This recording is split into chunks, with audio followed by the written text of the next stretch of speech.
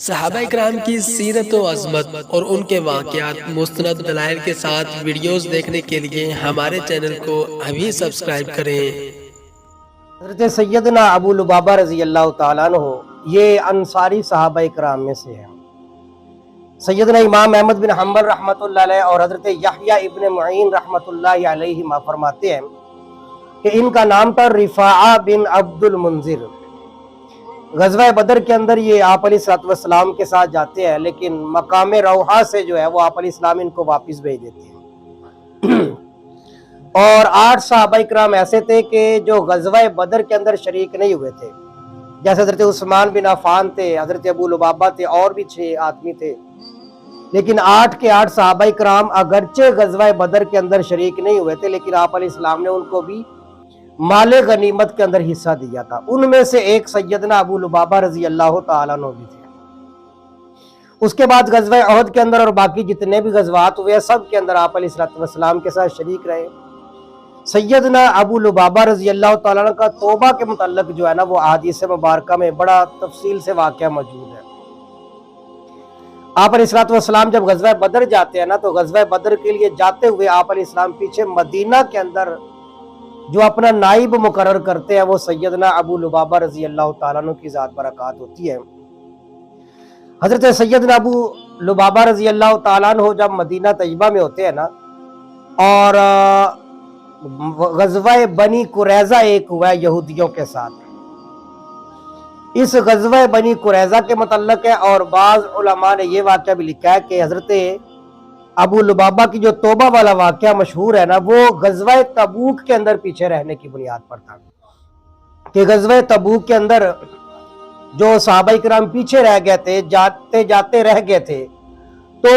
وہ ان صحابہ کرام میں ایک حضرت ابو لبابہ بھی تھے۔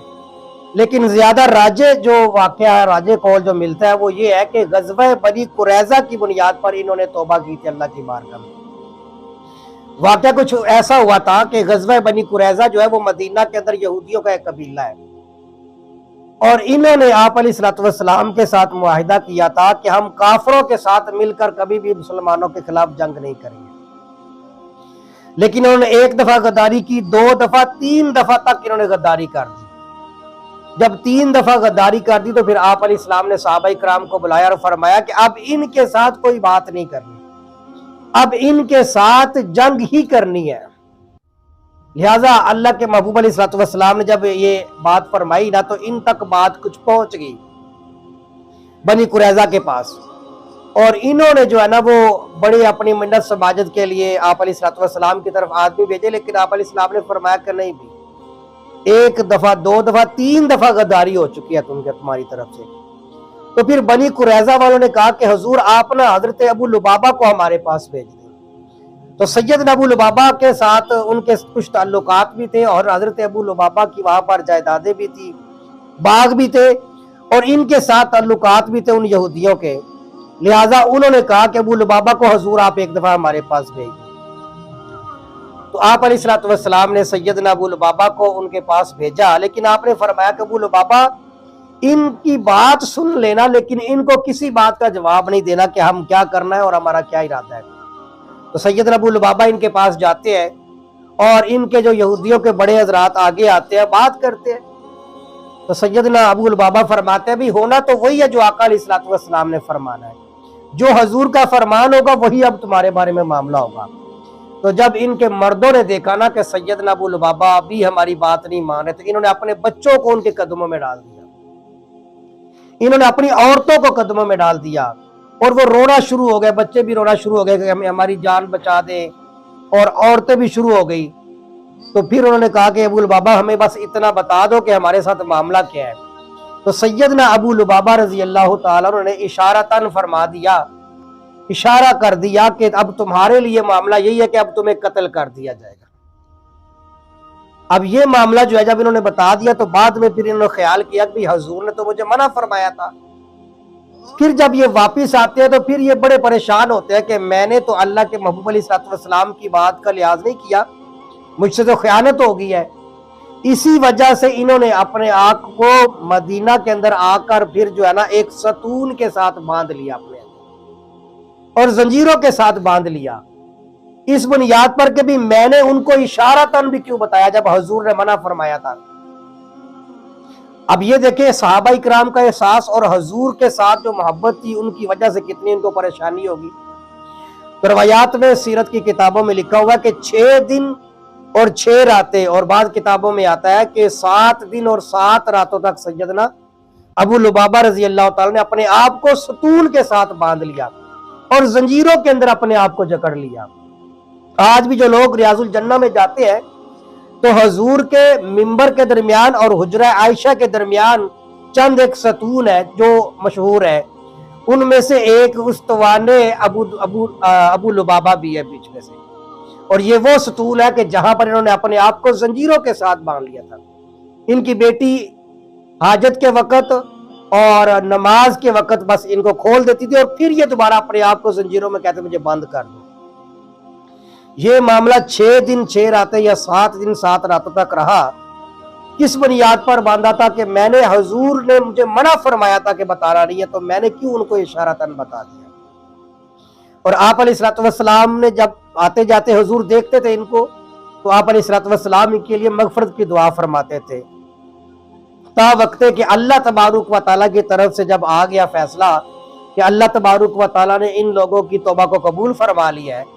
تو پھر اللہ کے محبوب علیہ الصلوۃ والسلام کے پاس جب وحی آئی نا تو حضرت سیدنا ام سلمہ رضی اللہ تعالیٰ نے عرض کی یا رسول اللہ صلی اللہ علیہ وسلم اگر آپ اجازت دیں تو میں ابو لبابہ کو بتا دوں کہ تمہاری توبہ قبول ہوگی، تو آپ نے فرمایا ٹھیک ہے۔ تو سیدنا حضرت ام سلمہ رضی اللہ تعالیٰ عنہ نے پھر ان کو جا کر بتایا کہ اللہ تبارک و تعالیٰ نے آپ کی توبہ قبول فرما لیا ہے۔ صحابہ دوڑے ان کی طرف تاکہ ان کی زنجیریں کھول دی جائیں،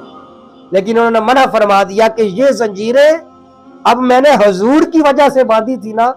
تو اب حضور ہی آ کر یہ زنجیریں کھولیں گے تو میں کھلواؤں گا۔ پھر آپ علیہ الصلوۃ والسلام 7ویں دن جا کر جو ہے وہ ان کی زنجیریں خود اپنے ہاتھوں سے جا کر ان کی زنجیریں کھولتے ہیں۔ اب یہ دیکھیں احساس کی بات ہوتی ہے کہ کیسا احساس تھا حضور علیہ الصلوۃ والسلام کا۔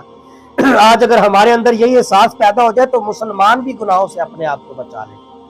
تو حضرت سیدنا ابو لبابہ رضی اللہ تعالیٰ عنہ کا یہ مشہور آج بھی ریاض الجنہ کے اندر ایک ستون ہے، اس ستون کے اوپر لکھا بھی ہوا ان کا نام، اور وہاں پر جو اپنے آپ کو 6 سے 7 دن تک باندھا تھا، دعا کرے کہ اللہ تبارک و تعالی ہمیں بھی ایسی محبت جو ان کو حضور کے ساتھ تھی اور جو اللہ کا ڈر تھا ان کے دلوں میں، جو حضور کی محبت اور جو حضور کی باتوں کا لحاظ رکھنا تھا صحابہ کرام کے ہاں، اور اللہ تعالی ہمیں بھی کچھ نہ کچھ اس میں سے حصہ نصیب فرما دے۔ صحابہ کرام کے لیے سب سے بڑی جو پریشانی کی بات ہوتی تھی نا، سب سے بڑی دکھ کی بات ہوتی تھی، وہ یہ ہوتی تھی کہ حضور کہیں ناراض نہ ہو جائے۔ آج حضور کی کتنی سنتیں ہیں جو ہم چھوڑ دیتے ہیں، کتنی باتیں ہیں جن میں ہم رسول اللہ کی نافرمانی کر دیتے ہیں، لیکن ہمارے جو ہے نا وہ کان میں جوں تک نہیں رینگتی۔ لیکن صحابہ کرام کے لیے جب کوئی یہ معاملہ ہو جاتا تھا تو صحابہ کرام کی جان بن جاتی تھی۔ حضرت کعب بن مالک کا بھی آپ نے واقعہ سنا ہوگا، ہلال ابن امیہ، مرارہ ابن ربیعہ، یہ بھی وہ صحابہ کرام ہیں جو غزوہ تبوک کے اندر پیچھے رہ گئے تھے۔ اتنے روئے کہ اللہ نے قرآن اتار دیا، اور آج تک قرآن پاک جب پڑھا جاتا ہے تو علماء کرام بتاتے ہیں کہ یہ ان 3 لوگوں کی توبہ قبول ہوئی تھی۔ تو صحابہ کرام میں بہت زیادہ احساس ہوتا تھا کہ کہیں اللہ ناراض نہ ہو جائے اور کہیں حضور کی ذات نہ ناراض ہو جائے۔ تو حضور نے پھر 7ویں دن جا کر خود جو ہے اپنے ہاتھوں سے ان کی زنجیریں کھولی اور اللہ تبارک و تعالیٰ کی طرف سے مغفرت کا ان کو بھی بتا دیا۔ اللہ پاک ہمیں بھی صحابہ کرام جیسی محبت کرنے کی توفیق عطا فرمائے۔